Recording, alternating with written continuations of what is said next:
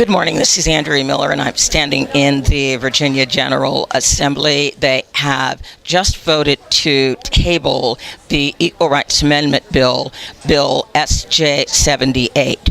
There was a question as to the constitutional viability of the bill, which we were able to address. The bill, while the deadline has expired, the deadline is in the preamble of the bill. So all ratification of the Equal Rights Amendment ratified the amendment itself and not the deadline. Additionally, there are bills moving through Congress, SJ 15 and HJ Res 43, to remove the ratification deadline from the Equal Rights Amendment, and those bills are currently enjoying a tremendous amount of popularity. What was ridiculous in this particular session of the General Assembly was the statement that there is no need for the Equal Rights Amendment.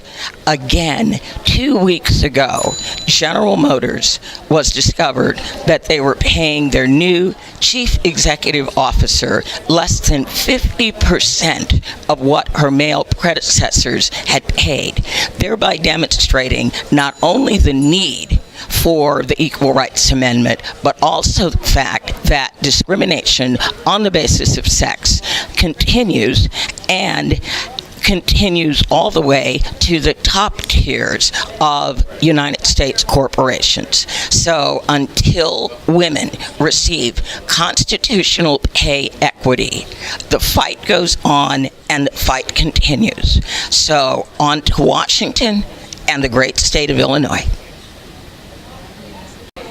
I'm Candace Graham, one of the co-founders of Women Matter, Use Your Power. We were just here to speak on behalf of the ERA Bill SJ 78. Our remarks basically concerned the constitutionality of the bill.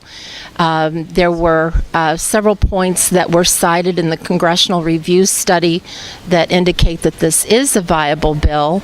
We also have the two bills in Congress that will remove the deadline for ratification. We're working on dual tracks, working to get 3 more states ratified and to get these bills passed in Congress and remove the deadline.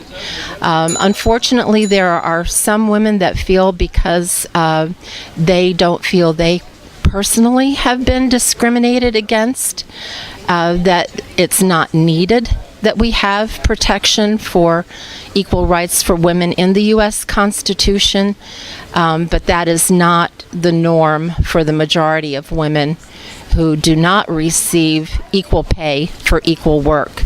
This is a civil rights issue. 97% of Americans want to deny discrimination based on gender, and the only way that that can happen is with an amendment to the U.S. Constitution. My name is Jacqueline, and I am a coordinator with the We Are Woman Coalition. I'm here today because I wanted to speak on behalf of the women veterans of the United States. 139 of our women veterans died on the field of battle in Iraq and Afghanistan for a country that does not recognize as equal before the law. 5 of those women, of those heroes, were laid down their lives for our country, and they were citizens of the Commonwealth of Virginia. We need to be able to honor those women. When I was a high school student in Virginia in the 1970s, we debated the ERA amendment, and the argument was that women would have to be in wars and have to fight in combat. And my response then, as it is now, was women have always died in wars, whether or not they were soldiers, or whether or not they were collateral damage, or whether or not they were fighting to preserve their families or their resources, or dying for their country.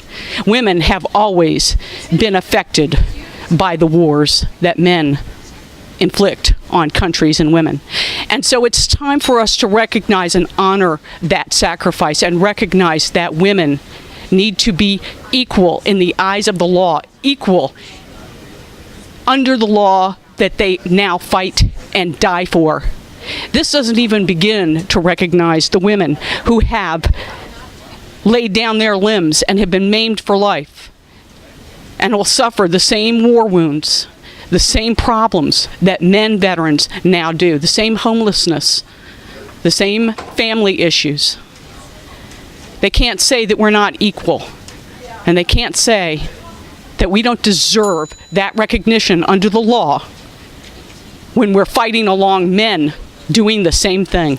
And it is a travesty and an abomination that we can't get our elected officials to even honor the women who have laid down their lives for the freedom that they enjoy.